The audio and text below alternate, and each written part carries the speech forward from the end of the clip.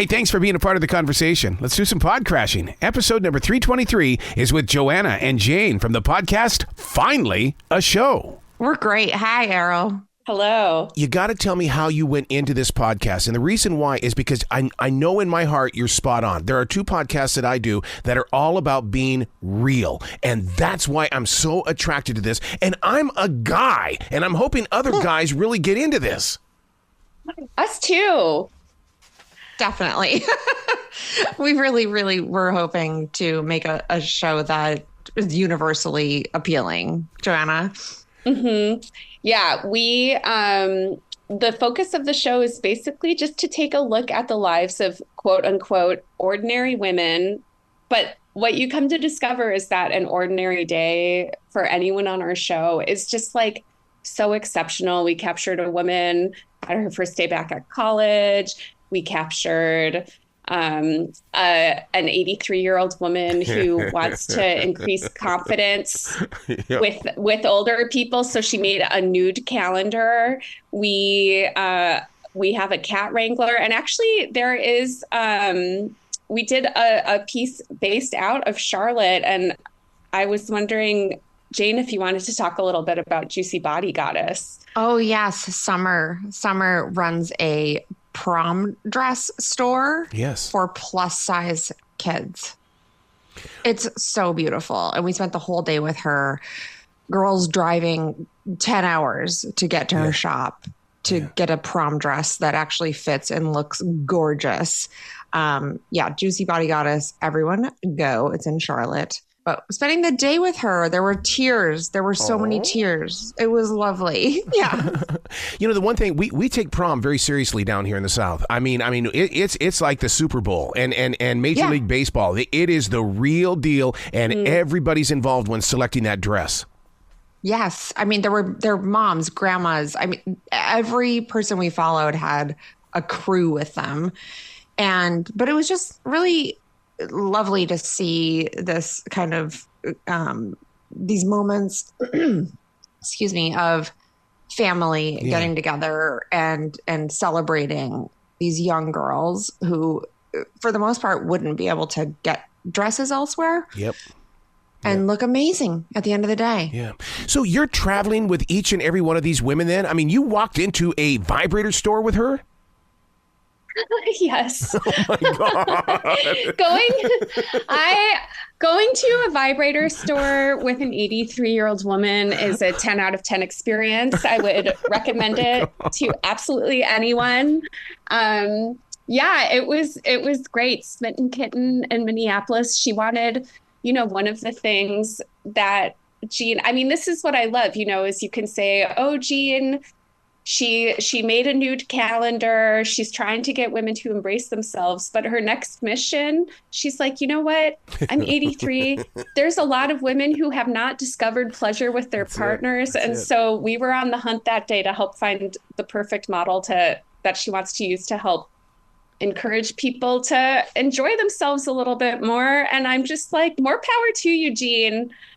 Wow. I love it. And she's breaking taboos, that a lot of women her age face around their enjoyment and sexuality and appearance. So, we've had the opportunity to spend time with so many women who are just so unafraid to challenge the things that we're told about ourselves. Which for me, even just to sit back and watch and share space and conversation with them, I feel like I had so many cool sort of like mentors just throughout the experience of recording these and hearing these amazing perspectives. Speaking of taboo, look at what you guys are unveiling in New Mexico with the Satanic Temple. I mean, that I thought, oh my God, what am I going to be doing listening to this? I don't know. But it's educational. It's helping me understand all sides and decisions. It was that reporting was so fascinating. The people, I mean, first of all, sitting down with Jamie, the abortion provider, she does telehealth, medical abortion. So she works from home, and in Colorado, in the middle of this, in Steamboat Springs, in the middle of nowhere, in a house, a ranch, tiny little house, tiny little office, gets on Zoom. Women call her and we get on, a Zoom call and they say, I need your help. Can you prescribe me mifepristone, which is the drug that the Supreme Court is arguing about right now, whether women should be able to use that or not. And I would wish for everyone in the country to have the experience I had sitting down next to, a medical provider talking to the actual client about what's going on, because I feel like we have collectively, there's this narrative about who gets abortions or who needs abortions, and it just doesn't match up with reality. Yeah. So listen to that episode. It really is so enlightening. The whole entire podcast is enlightening. And the thing that I love about it, the length of each episode, 20 to 40 minutes. I mean, it fits right into your travel, or if you're doing something at work and you just need to take a break and learn something new about somebody else. Yeah. And that's something, we have been talking about the show a little bit. If you look at podcasts, there is something for everyone. And when we were thinking about the mood and the energy of the show, I believe one of the things that I mentioned was we want it to feel like a nice peppermint, something that you can listen to, that you can enjoy, that you can kind of like savor while you listen to and move forward with your day. Just sort of thinking about. But that isn't a lot of work for the listener. Yes. Because the ideas are really big, right? Yeah. So you don't want to present big ideas and then have it go on for hours. A lot of work for the listener. Mm-hmm. How much of these conversations end up on the editing floor? Oh, man. That's a lot. Yeah. Sadly, a lot. No, each reporting experience is very fun and valuable, but it's radio. You work in radio. Yeah. But at the same time, there's that side of me, that daredevil, I guess, that's going, what if listeners want reality? They want the screw ups. They want the stuttering and the flip flops. And it's like, God, just do it, dude. Grow a pair and just get on there and just let them have the real conversation. We have that in our show. Oh my God. The things that we leave on the cutting room floor are stories that, didn't end up going somewhere like in a grander way. But yes, we have the messiness. Yeah.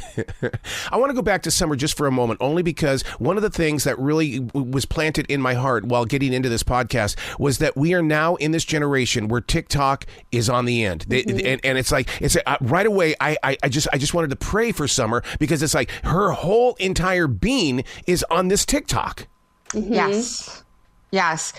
She's such a delightful human. I really want everyone to go listen to this episode or look at her TikTok, which is Juicy Body Goddess. She feels like she's on a crusade in a way for girls like her when she was growing up and didn't have options for a prom dress, didn't have options in a lot of ways. And she's providing that for so many kids. I want to talk about Hillary. Hillary, I mean, she's played what has always been the man's game, because that's the way television has done it with their reality TV. Hillary, she's in it to sling that fish. You got to meet Hillary. Everyone has to go to the market and meet Hillary. She's so rad. Yeah, no, she is fearless. She walked up to the fish market and said, I will work for free for a day and you'll see how good I am at this. She just wanted to be in that environment. And they said, okay, give it a try. And she knocked it out of the park. And they were like, you're family now. You work here now. Screaming when they throw the fish. There also is they're dummy fish at the market that they toss back and forth just to show the tourists like what happens. But I only saw that a few times. Mostly it was actual purchases. So they're like, hey, yeah. And then the fish comes at you and then they throw it back and forth a couple of times and it's trout, and they have some coded language they scream out around like whether the trout needs to be deboned and whether it needs to be packed in ice or not. I got to take home 2 pounds of crab legs that I paid for because I'm an ethical journalist. But yes, it was so fun. And she is such a boss. Wow. I mean, Jane, speaking of being like the journalist and everything, though, it was also super physical, right? Like the work that they were doing was so physical. She's like in basically like a freezer all the time. Wow. Right. Yes. Or having to stand outside and do like it. She's wearing like those overalls that people on crab boats wear because it's ice everywhere. There's just ice everywhere. My hands were completely frozen at the end of the day. And then we went into the back office at the end of the day where she got dressed back into her day clothes. And I just felt like such relief for her. But then I looked at her fingers, and she's also a musician, a guitarist. And I looked at her fingers at the end of the day, and they were just like raw and red. And I don't know, women are so cool. Yeah, yeah. Well, speaking of songwriting, Valerie, I mean, she's right here in the Appalachians as it is. I mean, just what she does with her music is see what I mean? This podcast is introducing me to real people. It's almost like, this is my new neighbor. This is my new friend. Mm-hmm. Yeah, and I just thought it was so amazing. Like you listen to different parts of the country, different professions, but everyone just kind of, there's this thread of expression and care that runs through every single episode. And an expression of care, like talking to Valerie June was so amazing because something she talked a lot about was how her Black ancestors in Appalachia inform her music. You know, she wonders where her songs come from. She says they just come into her head fully formed. Who is passing that music on to her? And hearing her creative process and her desire to really highlight the musical achievements of all of the people who came before her, who aren't always spotlighted. It was really, really inspiring to speak with her. She is spot on. I mean, I live in a forest here in South Charlotte, and I've always told people that it's not me that's the writer. There's something out there in those trees that is speaking through me, and it just happens to come out. No, she's spot on. Yes. In those trees, Joanna. Yes. She literally talks to trees to help guide her and figure out what she's doing. Yes. Native Americans will tell you that the greatest storytellers are the trees and the rocks. Absolutely. I will go out there and hug that tree. I really do talk to them. And she said that is like inherent to her process. And when I first heard it, I was like, whoa. But as you're saying this, and as we look at the other traditions of other people who kind of communicate with nature this way, it's just like, oh, this is an avenue that we could really think about living our lives. And it was just so interesting to I felt really inspired by Valerie and how she embraces the nature as her artistic process and her creative driver. And it's just like, that's just not the kind of conversation I've really heard with a musician before. So I feel so lucky that we get to highlight these more sort of unique spaces and conversations in the work that we're doing. One of the things that really stands out, and it's one of those where it's like, wow, it took some courage to do this. It's not hosted. It's not narrated. You know, we podcasters, we've got huge egos. We want to be heard. How is it that you guys have stepped back? Well, I think that we wanted to kind of go back to the old days of just audio documentary. Yeah. Just making a documentary and letting the people speak for themselves. So there's a tradition, you know, like in Errol Morris films where he's not, you know, telling you what to think about all the characters, just showing you who they are. And there's very few spaces where we feel very, very lucky that we were able to make this show. Like it feels like we're getting away with something. Like, you know, like we tricked somebody into letting us make this show. Don't you think, though, that the magic of this show is the fact that as a listener, I can't see who's doing the talking. So therefore, I have to use my own personal imagination to draw that picture for me. That's something that they say about audio is that you just cannot get away with inauthenticity because that person's voice is right in your ear. And for everything that's missing from an image, there is a closeness that is conjured that I think you just don't get in a visual medium. So I love to hear you say that because you feel so connected to the person by the end and you don't even know what they look like. And all of the voices of everyone we have, they're just so generous. Every single person who's been a guest on our show has been so generous about their experiences and sharing with the audience. So I'm really, really glad that you enjoyed it. The number of cries that we've gotten out of people, it's like so remarkable. Just the real moments because there isn't a camera in their face. Yeah. They feel more comfortable in this medium. Yeah. The vibe that I really get is part of this mantra that I've recently adopted. And that is that I asked myself, are people glad to see you? And I said, no, they're glad that I see them. And I think that's what this podcast does. You are recognizing them. I'm so touched because that is what we want to do. And as we were working on this, at first we were just really looking for interesting, compelling characters. And as the episodes unfolded, we realized that this show is really about care. Mm-hmm.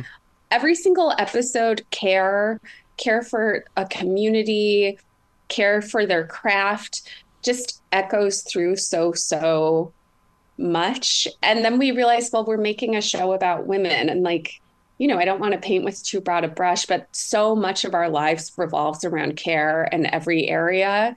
And I really, really think that comes through when you look at the show as a whole, despite how different every single subject is. Yeah. How about a crematorium? There's some care right there that nobody wants to talk about. Yes. Whew. Yes. And speaking to those women and for as dark and difficult as those topics are, they also bring light and joy and comfort. And I really just, they're office workers. They consider themselves to be office workers, but what they really do is they really sort of tend to and act as sort of like spiritual support to all of these people struggling with probably the difficult moment of their life day in, day out. And the capacity to show up for people in that way 5 days a week. It's amazing. I was so impressed by them.